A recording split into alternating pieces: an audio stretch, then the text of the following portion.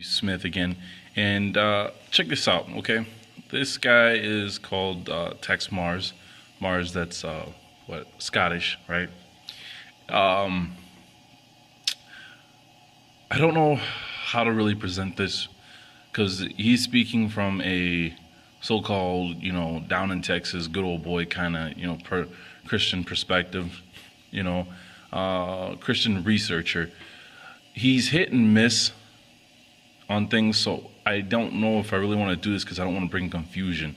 But what I do is I take the things that he talks about, and I'll look into it, myself, just for my own personal, research.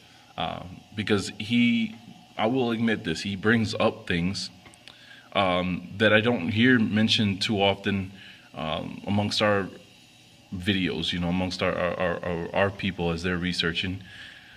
Uh, he does a lot of the research into the Talmud, into the Kabbalah, into the Jewish books. He really puts the Zionist that he comes across on blast. Like he points out how was it the Supreme Court is loaded with Zionists. He at least has mentioned 10 in one of his other videos that are there, and he says this is the biggest reason why things don't get passed in our country, the important stuff.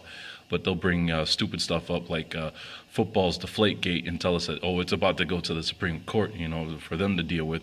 But he explains the importance of why it's bad to have Jews in office here. Like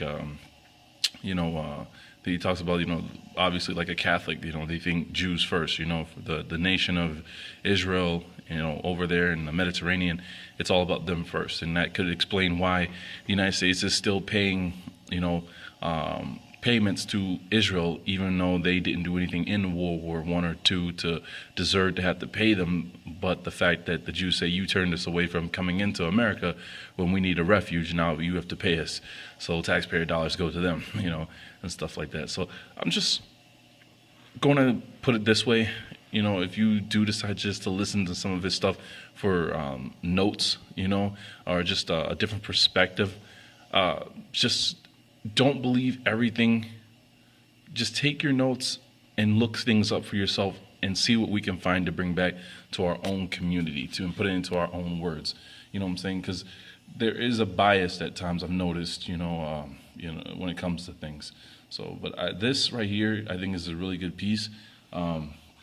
Explains a lot. Like there's one video he does. I can't actually film it, the video that he does this one, because it has like the whole warning, from the FBI, 15 years in prison or 25, whatever, and $25,000 fine and all that stuff. So I'm not even gonna attempt it. But he talks about the Jews and their involvement in Hollywood, which we all know. But he goes into it a little bit deeper, or in a different perspective. He talks about taking the Kabbalah and seeing it in Hollywood. For instance, he talks about the pornography, right? The Jews love to own the pornography because they have a teaching that there's too much good in the world, so now they need to commit evil and bring evil into the world to balance out the scale, right? And he said eventually they believe that they need to let the evil overflow so the world resets itself. Basically, it's their way of saying we're going to invoke the Creator to want him to come back, so the militaries of the world can challenge him, and whatever they have in store can challenge him and stuff like that, right? But he talks about, in porn, women, yell out, "Oh God," and in the Jewish everyday life, when they finally do decide to have sex, they have a practice where they will call out the name of different gods. They don't believe in just, what is it called? I can't think of the name of it, but one God kind of, set. There's a name for it. Was it they believe in monotheism. I believe that's right. They believe in multiple deities, even though on the surface they'll tell us they only believe in one God.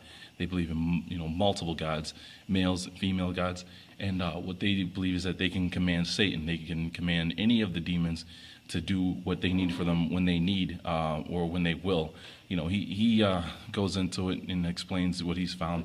So it's something that I've taken the time just to look around on Google just to see what I could find on some of these things.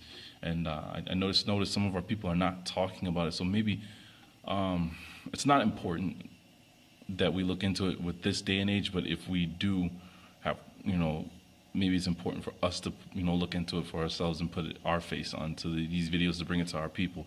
Because I know it's not always best to go to the people like him that are being paid to teach, these kind of, to be paid to teach messages, because we find a lot of liars. That's what I'm saying. Be careful. But at the same time, I just want to say there's stuff that he brings up that I think it would answers questions if we had this along with our studies. And I just want to say it might not be that important, but I just still want to put this out here. All right. I'm sorry for all the rambling. I'm just trying to be, even kill. I'm not trying to sway you one way or the other, because I'm not trying to be a part of the media.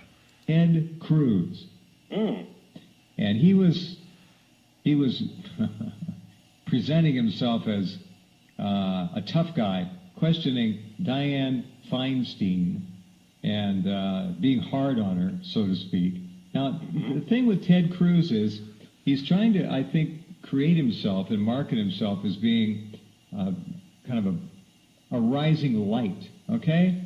Well, the bottom line is, as we learn in Power of Prophecy, your new newsletter, is that Senator Ted Cruz is an Israeli flunky. He's a lackey. Yes. Okay? Yes, he is. That's not all. Senator, I don't know if many of you folks knew this, but Senator Ted Cruz's wife, Heidi, is a vice president of Goldman Sachs. What? And a hardcore globalist. She's a real pusher of globalism. So you gotta, he's a ringer. That's what we used to call him. He's a ringer. He was placed. He's an Israeli firster. He's a Zionist, at least in sympathy. And his wife is a Goldman Sachs vice president. Okay? Yeah, and the interesting thing is he was elected the second Tuesday in November, and within 30 days he had gone to Israel twice. Well, there you go. I'm 68 years old. I've never even been once, and he's already twice. Right. The second time he went with Mitch McConnell, the Senate Minority Leader, and they had a unscheduled visit. It was called. Wasn't on his official agenda. It was just unscheduled. They both went. They met Netanyahu. Had a photo session where they shook his hands and all of that. They both went up to the Wailing Wall. I call it, Voodoo. Now this is where it's going to get. This is where I was hoping we would get to sooner, because it's going to get interesting. Because if you're like myself and others, like Arthur Scott, we've done like this side by side comparison to Christianity and Voodoo, and I forgot all about this perspective from what he brought about Voodoo. So just check this out. I think it's going to get interesting. Central up there, and that's what it is. It's a not Christianity. Why did I say? I mean Catholicism. The relationship between Catholicism and Voodoo, not Christianity. Scratch that, please. Place of Voodoo. I mean, what they have is those little rabbis and strangely dressed Jews, and they're. I'm going to say something here because it is true. It can be traced back. Yeah. It's what I found about the Judaism religion. But they're up there, and they're right against that wall, and they're just rocking back and forth. Well, they're not rocking. Brother Nathaniel, you probably saw his video. They're actually they're rocking in such a way as to imitate copulation with the wall. That's true. And they actually are. That's right. No they're having copulation with the mother goddess in heaven, because in Judaism, not in the Old Testament, they don't believe this in the Old Testament. But in Judaism, they're polytheistic. They have many gods and goddesses, one of which is a mother goddess, and they have sex with her, and they're standing there, ooh, and they're doing their body that particular way, having sex or copulation with the mother goddess. Now, Americans and Christians don't realize what they're doing. A second thing is you'll notice their hair. They have little. I call them piglets. Yeah. They're little curly tails coming down. Yeah. And what that is the cobra. They all have snake things because they believe in the serpent. So all of these things are true. Yeah, they're serpent things coming out. They have to go to the beauty shop and have that done and so forth. So all of these things are true, but the characteristics of their religion, most Americans know very little about. They don't understand Kabbalistic Judaism at all. So, and by the way, as far as the Wailing Wall goes, it's not even. You go ahead. I know where you're going with this. It's one of the biggest frauds in religious history. It really is. It never was part of the original temple. It's a Roman fort. That's all it is. And I thought it was interesting because when I first started listening to Lex Will, he brought that up when he did his video about the third temple that is down in Brazil, right? And he brought up that that's not even the Wailing Wall that we read about in the Old Testament, that it's Alexander the Great left it in his writings or in his but he left it, the information behind that. Apparently Lex Will came across that, pointed out that was not even the Wailing Wall. This is a Roman fort.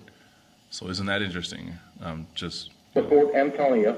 And it's interesting that they go up there, and just like Voodoo, they write a prayer to God, or actually to their version of it, of God, and they go up there and they do their little copulation, and they stick the prayer in the crack in the wall. Yeah. Now, the thing is, God has never told us, write me a prayer, take it to Jerusalem, take it to the wall, and stick it in the crack. I mean, it's voodoo. Uh-huh. It really is. It's voodoo. But America, I have to tell you, until I was about 60 years old, I never thought of these things. I never thought of what the rabbis were doing when they were, rocking back and forth up there at the wall. Well, what they're doing is it's a pelvic thrust, if you look at it. Yes, it is. It really is. And it's really a disgusting religion. And so, when there's a very interesting book out by a Jewish woman, and she wrote it, and she. Now listen to this. I told someone about this, and they really didn't believe what I was saying. So we sat down, we listened to this, and then we actually started digging around just to see where we could find this kind of stuff, if any images and stuff like that. She basically said, I was born Jewish, I was raised this way, but I don't want to do these things. And it's entitled "A Hole in the Sheet." A hole in the sheet. And she talks about the sexual characteristics of the Judaic religion. And she's right about all of these things I found are in the Talmud. They're Talmudic. And they tell you about all these sexual things to do, one of which is on a certain night, you've been married like 10 years, the male has the right to go out and find another woman and copulate with her outside of marriage, only on the 10th anniversary of his marriage. But what he must do is bring a sheet with him with a hole in it.